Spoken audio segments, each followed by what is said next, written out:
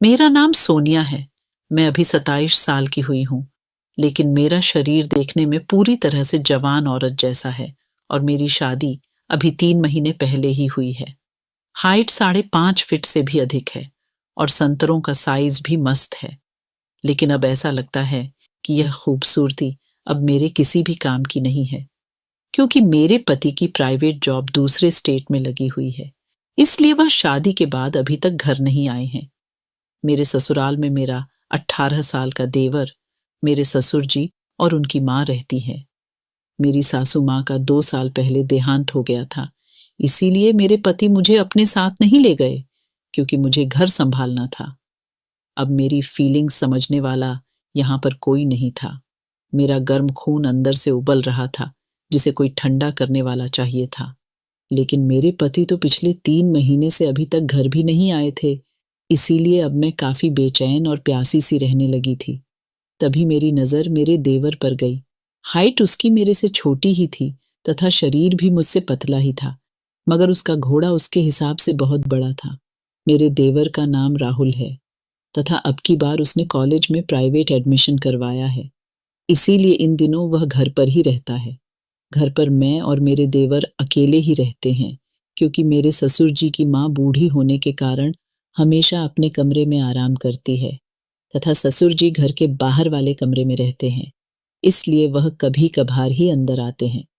पहले मैं अपने देवर को वैसी नजरों से नहीं देखती थी, लेकिन जिस दिन से मैंने राहुल के घोड़े को देखा, उस दिन से मेरी तो नजरें ही बदल गईं। उस दिन राहुल को लगा कि घर में कोई नहीं है, इसलिए वह अपने कमरे में वीडियो देखता हुआ घोड़े से खेल रहा था।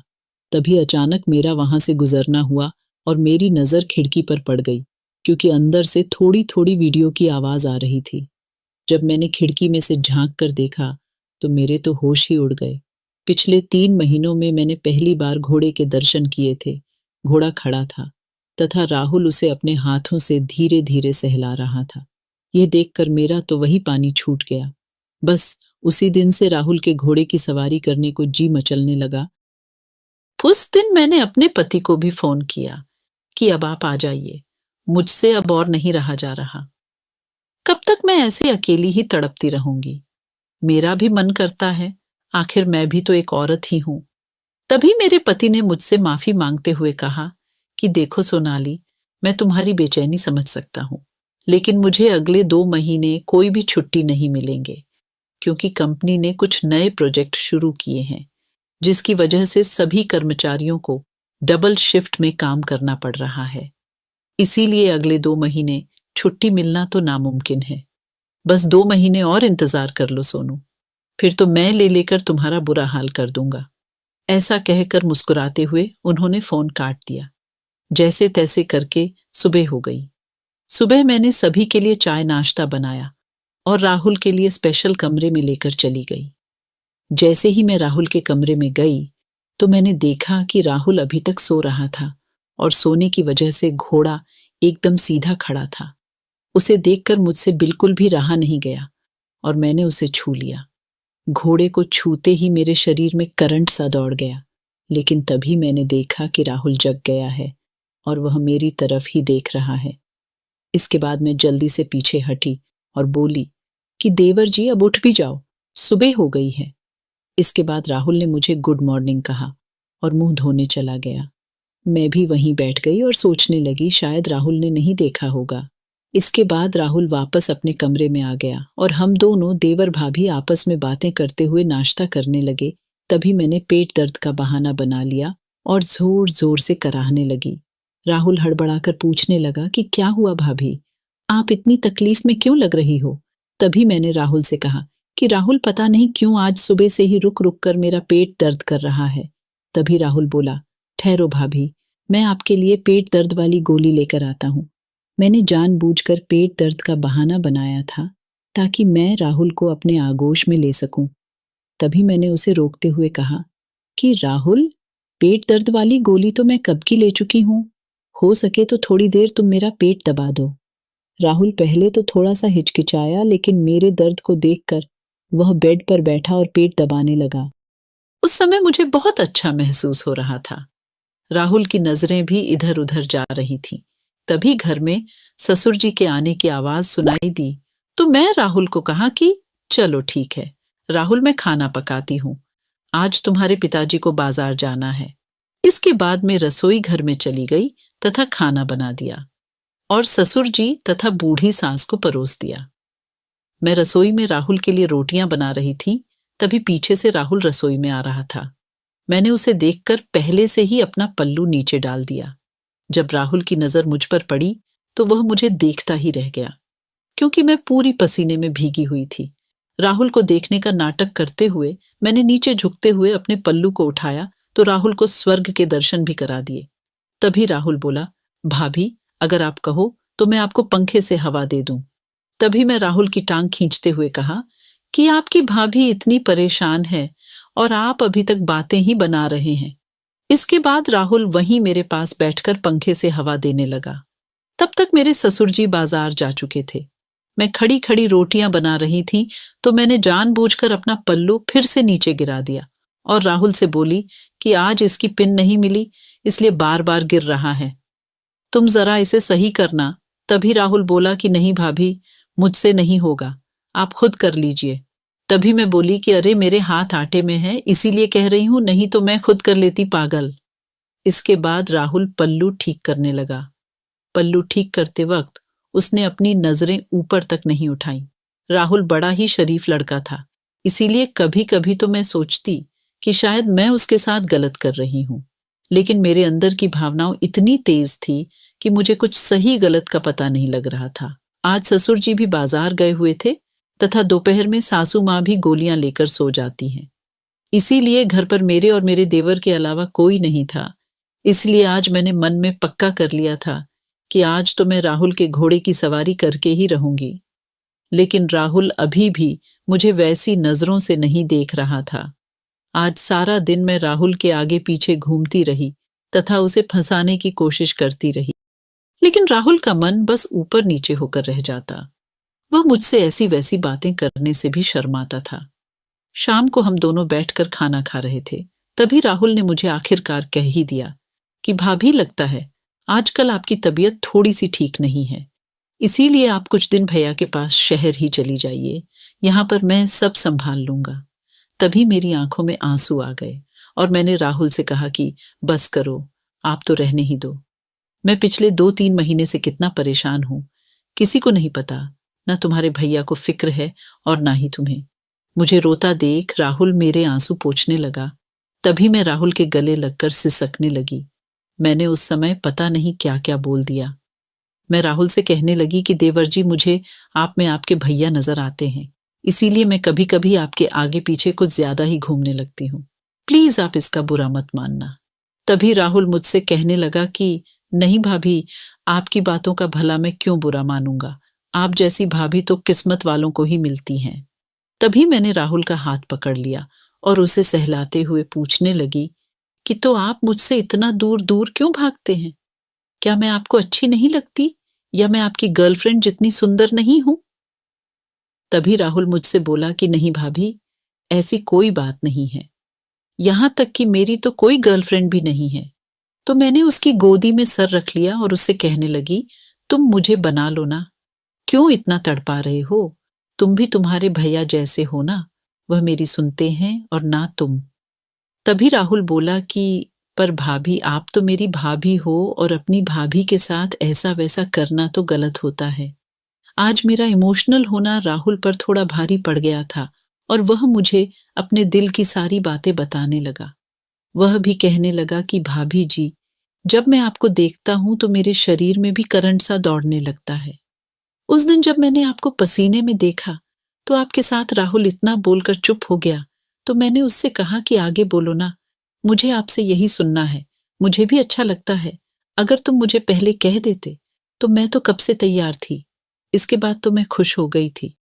मैं गोदी से खड़ी होकर बेड पर बैठ गई और राहुल से कहने लगी कि अच्छा बताओ, दूध पियोगे? तो राहुल बोला कि अरे भाभी, अभी तो खाना खाया है और ऊपर से दोपहर भी है, शाम को पी लेंगे। तभी मैंने कहा, अरे देवर जी, आप तो अभी बच्चे के बच्चे ही रह गए, मैं वहां वाले दूध की बात नहीं कर रही हूं। तभी राहुल का मुंह लाल हो गया और उसने शर्माते हुए नजरें नीचे झुका लीं। फिर मैंने कहा कि ऐसे शर्माने से बात नहीं बनेगी देवर जी, अभी आपको ही सब कुछ करना है। फिर मैं उससे पूछने लगी कि क्या कभी तुमने कभी किसी को घोड़े की सवारी कराई है? तो वह कहने लगा कि नहीं भाभी, मेरा पहली बार ही है। तो मैं हंसने लगी और उससे कहने लगी कि चिंता मत करो, तुम्हें और मुझे दोनों को ही बड़ा मजा आएगा। चलो अब जल्दी से तैयार हो जाओ। तभी अचानक से घर का दरवाजा बजा। मैंने राहुल से कहा कि तुम जरा रुको, मैं देख कर आती हूं कौन है। शायद ससुर जी आ गए हैं। जैसे ही मैंने बाहर जाकर दरवाजा खोला तो मैं देखकर हैरान हो गई, क्योंकि सामने मेरे पति थे। तभी मैंने चौंक कर कहा, आप? तो कहने लगे कि क्यों, क्या बात है? मेरी रसमलाई, मैं ही हूं, आज आपके पतिदेव साक्षात प्रकट हुए हैं। पंकज ने मुझे दरवाजे से ही गोदी में उठा लिया और कहने लगे कि चलो, आज तुम्हें दिन में तारे दिखाता हूं। आज से पूरे 3 दिन तक मैं तुम्हें सांस भी नहीं लेने दूंगा। तभी मैं उनसे कहने लगी कि चलो बच्चों वाली हरकतें छोड़ो और अब नीचे उतारो, राहुल देख लेगा। लेकिन वह नहीं माने और सीधा मुझे अपने कमरे में ले गए। थोड़ी देर बाद मैंने उनके लिए खाना लगा दिया और वह भी फ्रेश होकर आ गए। राहुल भी उनसे मिला तथा हम तीनों ने दोपहर का खाना खाया। मैंने उनसे पूछा भी कि आप तो कह रहे थे कि अगले 2 महीने तक कोई छुट्टी नहीं मिलेंगे, फिर कैसे आ गए? तो वह कहने लगे कि बस तुम्हारे लिए ही आया हूं। खाना खाकर हम सभी आराम करने लगे तथा शाम तक ससुर जी भी आ गए तो सभी लोग बहुत खुश थे। पंकज भी अपनी बहुत सारी बातें सुनाने लगे और रात को खाना खाकर हम सो गए। मैंने उस रात पंकज से बहुत सारी बातें की तथा उसने भी बहुत बातें बताई, लेकिन वह दिन में थकने के कारण आधे घंटे ही ले पाए। लेकिन 3 महीनों बाद उस आधे घंटे में मुझे स्वर्ग जैसा आनंद मिला। अब पंकज 5 दिन रुके थे और इन 5 दिनों में उन्होंने मेरा बुरा हाल कर दिया था। देने के बाद मैं ठीक से चल भी नहीं पा रही थी। वह दिन में भी और रात में भी, कमरे में भी और यहां तक कि बाथरूम में भी लेने लगे थे। ये 5 दिन कब निकल गए मुझे बिल्कुल भी पता नहीं चला। हालांकि पंकज 3 दिनों की ही छुट्टी लेकर आए थे, लेकिन मैंने उन्हें जबरदस्ती 2 दिन और रख लिया, क्योंकि अब पता नहीं आगे कब वापस आना हो। पंकज अब वापस चले गए थे और मैं भी बहुत खुश थी। यहां तक कि मुझसे तो अब भी ठीक से चला नहीं जा रहा था। लेकिन इन 5 दिनों में मैं राहुल को तो भूल ही गई थी और मैंने उससे ज्यादा बात भी नहीं की। पंकज के आने के तीसरे दिन बाद से राहुल घर में नहीं दिखा। जब मैंने पंकज जी से पूछा तो उन्होंने बताया कि वह मिलने के लिए अपने मामा के यहाँ चला गया है। पंकज को गए हुए पूरे 5 दिन बीत चुके थे तथा राहुल भी अभी तक नहीं आया था। तो मुझे चिंता होने लगी कि कहीं राहुल मुझसे नाराज तो नहीं हो गया है। इसीलिए मैंने हिम्मत करके उसकी मामी के यहाँ फोन कर लिया। उसकी मामी से बात करने के बाद में मैंने राहुल से बात की और उससे पूछा कि क्या हुआ देवर जी, अपनी भाभी से नाराज हो गए हो क्या? फोन पर तो राहुल ने ठीक ही बात की और उसने कहा कि नहीं भाभी, घर में मन नहीं लग रहा था, इसीलिए सोचा कहीं बाहर मिलाऊं। फिर मैंने पूछा कि तो अब घर कब तक आओगे? तो राहुल ने कहा कि बस कल या परसों तक आ जाऊंगा। इतना कहने के बाद मैं उसे कहा कि नहीं, तुम्हें कल ही आना है। अब सामान पैक कर लो और कल आ जाना। पहले तो राहुल नहीं माना, लेकिन मैं जिद करके आखिर में उसे मना ही लिया। अगले दिन राहुल घर आ गया और उसने बस मुझे नमस्ते किया और अपने कमरे में चला गया। दोपहर तक कुछ नहीं बोला और खाना खाकर सो गया। फिर मुझे पता चल चुका था कि राहुल मुझसे नाराज है।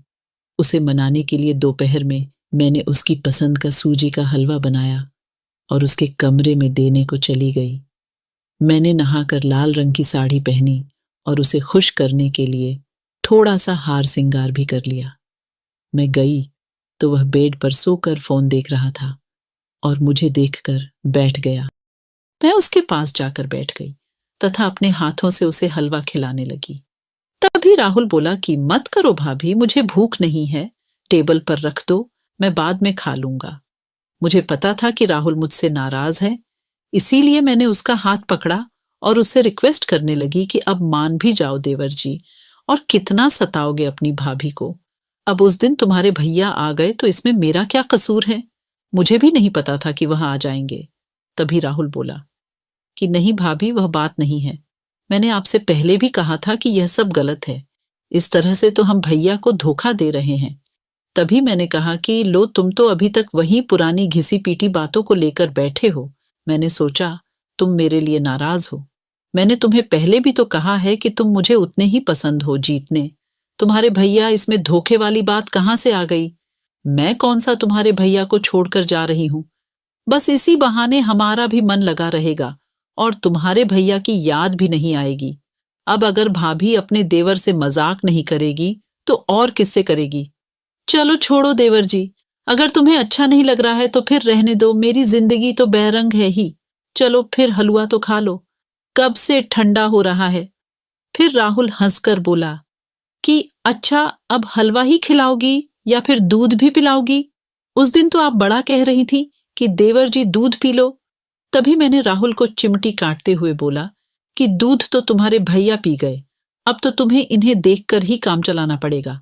और ऐसा बोलकर हम दोनों हंसने लगे। उसके बाद राहुल मुझसे पूरी तरह से खुल गया। फिर वह पूछने लगा कि अच्छा भाभी बताओ, उस दिन क्या हुआ था जब भैया आए थे? फिर मैं मजे लेते हुए उसे बताने लगी कि पता नहीं तुम्हारे भैया कौन सी गोली खाकर आए थे। मुझे तो अभी तक दर्द हो रहा है। पिछले 5 दिनों में उन्होंने मुझे ठीक से सोने भी नहीं दिया। तभी राहुल बोला कि भाभी, अगर आप जैसी खूबसूरत बीवी हो तो कोई भला कैसे सो सकता है? तभी मैं बोली कि देखो देवर जी, मुझे ज्यादा मस्के मत लगाओ। अगर कुछ चाहिए तो सीधे ही मांग लो, मैं आपको मना नहीं करूंगी। आखिर एक ही तो देवर है मेरा। तभी राहुल बोला कि अच्छा तो बताओ, फिर मुझे कब दोगी? तभी मैं बोली कि सही वक्त आएगा तो दे दूंगी, इतनी भी जल्दबाजी मत करो। तो राहुल बोला कि भाभी अच्छा, फिर गुब्बारों से ही खेलने दो। फिर मैं बोली कि अरे बाबा, इसमें पूछने वाली कौन सी बात है? जब मन करे तब खेल लिया करो। राहुल ने अपने जीवन में पहली बार गुब्बारों को छुआ था तो उसका तो छूते ही छूट गया। मैंने राहुल को बोला, क्या हुआ देवर जी, कैसे हैं? तो राहुल शर्माते हुए बोला कि मेरा तो निकल गया भाभी जी। तभी मैंने मुस्कुराते हुए पूछा कि क्या निकल गया? तो राहुल बोला, वही जो निकालना होता है। इसके बाद हम दोनों जोर जोर से हंसने लगे। तभी मैंने कहा कि देवर जी, आप तो बहुत नरम निकले। इस प्रकार अब राहुल मेरे साथ बहुत मस्ती करता और मैं भी उसके साथ बहुत मस्ती करती। वह मेरे कामों में भी हाथ बंटा देता। अब मैं पंकज को भी घर आने के लिए परेशान नहीं करती थी। मैं और राहुल दिन में खूब मस्ती करते और इसके बारे में मैं पंकज को भी बताती तो वह भी खुश होता कि चलो अच्छा है, तुम्हारा मन लगा हुआ है। राहुल को दूध पीना बहुत अच्छा लगता था तो वह दिन में हर वक्त दूध पीने की जिद करता रहता। लेकिन अभी भी मुझे राहुल की नजरों में बुराई दिखाई नहीं दी थी। वह बहुत ही सीधा साधा था, जो भी कहती मान लेता। इसी कारण मुझे उस पर बहुत लाड आता था। वह हमेशा लेने की बातें करता रहता था, लेकिन उसने अभी तक नहीं ली थी क्योंकि उसके मन में अभी तक यही चलता था कि यह गलत है। लेकिन अगर वह देने को कहता तो मैं मना भी नहीं कर पाती। अब वह अपनी गर्लफ्रेंड की बातें भी मुझे बताता, बाहर के लड़कों की बातें भी बताता तथा हमेशा मजाक करता रहता। इस प्रकार उसने कभी भी मुझे पंकज की कमी महसूस नहीं होने दी। तो दोस्तों, ये थी राहुल और उसकी भाभी सोनिया की कहानी। आपको कैसी लगी कमेंट में जरूर बताना। और आप लोग जो कमेंट में देवर भाभियां ढूंढते हैं, सच बताऊं तो मुझे पढ़कर बड़ा मजा आता है। अच्छा ठीक है, कल मिलते हैं। अगली कहानी में मुझे भी मम्मी बुला रही है। चैनल को सब्सक्राइब करना नहीं भूलना। बाय दोस्तों।